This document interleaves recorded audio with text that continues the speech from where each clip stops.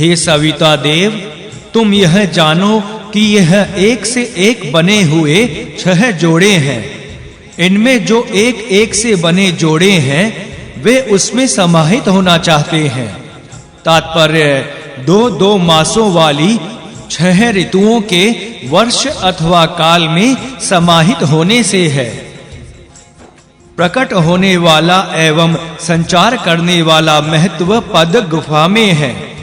यह शरीर ही गुफा है और आत्मा उसमें संचार करने वाला महत्व पद है।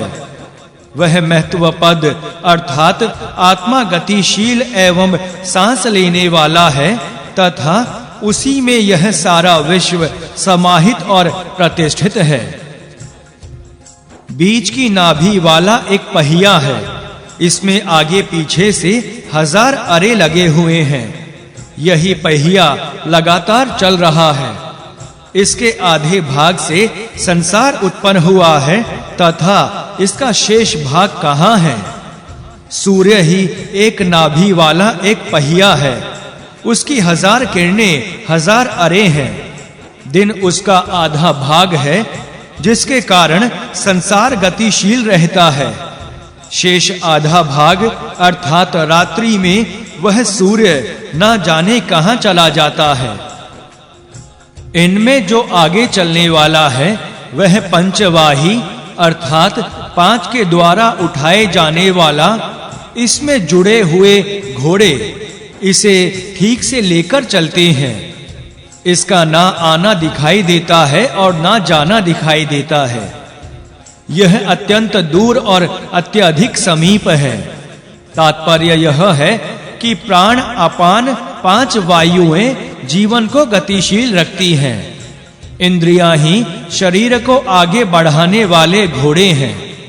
शरीर में आत्मा का आना और जाना दृष्टि गोचर नहीं होता है। यह आत्मा अत्यंत समीप और अत्यधिक दूर है। एक चमचा है जिसका मुख नीचे की ओर है और जड़ अर्थात पकड़ने वाला भाग ऊपर की ओर है। उसमें अनेक रूपों वाला यशस्वी छिपा हुआ है। वहां 7 ऋषि एक साथ बैठे हैं। वे ही अनेक रूपों वाले के रक्षक बने। ऋचाओं के मध्य वह कौन सी ऋचा है जो आगे से और पीछे से जुड़ी हुई है, जो चारों ओर से तथा सभी प्रकार जुड़ी हुई है, जिसकी सहायता से पूर्व की ओर यज्ञ विस्तृत किया गया? मैं तुमसे उसी के विषय में पूछता हूं। जो कांपता है, गिरता है और स्थिर रहता है, जो सांस लेता है, सांस नहीं लेता तथा सत है, उसी विश्व रूप ने पृथ्वी को धारण किया है। वह सबसे मिलकर एक रूप हो जाता है। एक तत्व अंतहीन तथा चारों ओर विस्तृत है। दूसरा अंतहीन तथा अंत वाला है। ये दोनों परस्पर मिले हुए हैं। स्वर्ग सुख का इच्छुक उन्हें खोजता फिरता है। वही सब जानता है तथा भूत और भविष्यत उसी के कर्म हैं। यहाँ पहला परमात्मा और दूसरा आत्मा है। प्रजापति दिखाई ना देता हुआ गर्भ में संचरण करता है तथा अनेक रूपों में जन्म लेता है। उसके आधे भाग से सारा विश्व उत्पन्न हुआ है। उसका शेष भाग श्रद्धा है। वही उसकी पहचान है। घड़े की सहायता से कुएं के जल को ऊपर निकालते हुए सभी आंख से देखते हैं, परंतु मन से नहीं जान पाते।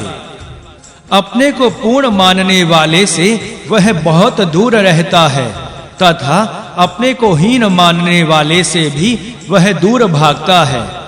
ऐसा महान देव अर्थात परमात्मा संसार के मध्य व्याप्त है। राष्ट्र का भरण पोषण करने वाला उसकी सेवा करता है। सूर्य जहां से उदय होता है और जहां अस्त होता है, मैं उसी को सबसे बड़ा मानता हूं।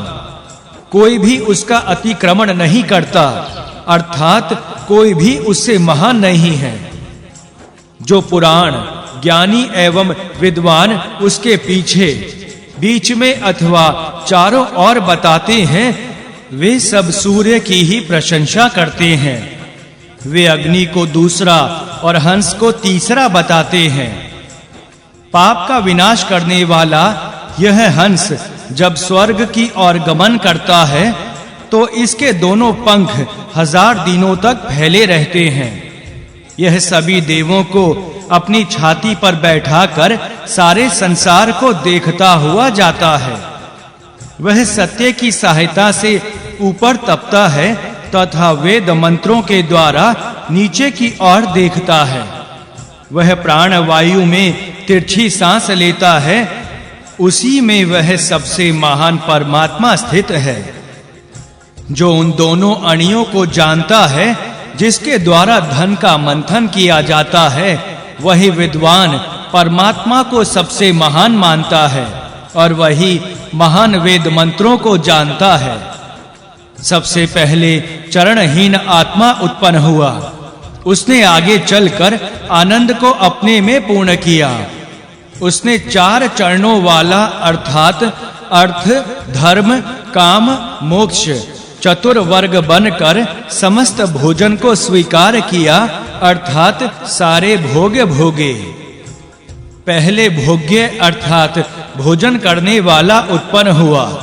इसके पश्चात उसने बहुत सा अन्न खाया। वही सनातन एवं श्रेष्ठ देव की उपासना करता है।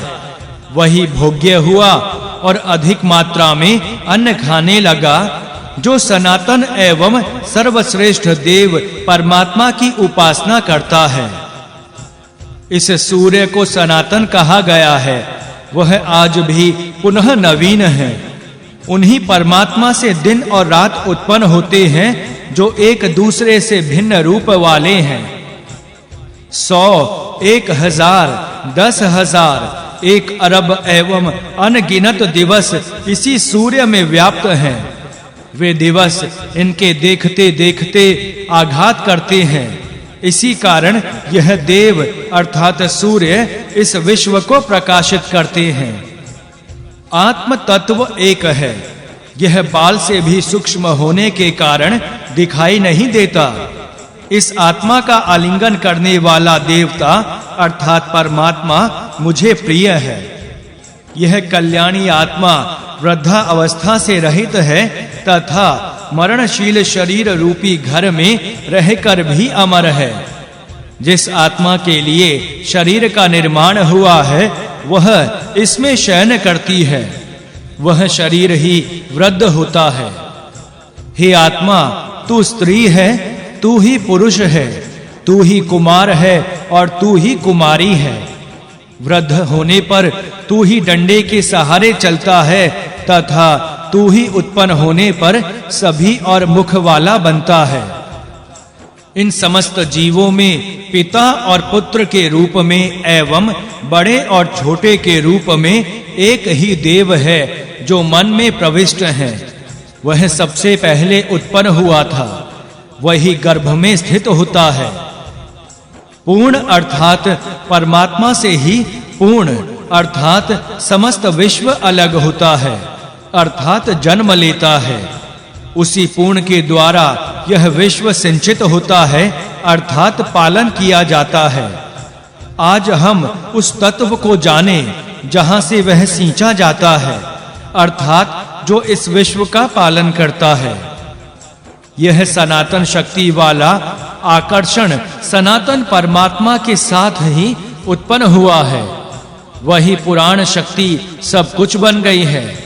वही महती दिव्य शक्ति उषाओं को प्रकाशित करती है तथा वह प्रत्येक प्राणी के साथ अलग-अलग दिखाई देती है। वही रक्षा करने वाली दिव्य शक्ति है और सत्य से घिरी हुई है।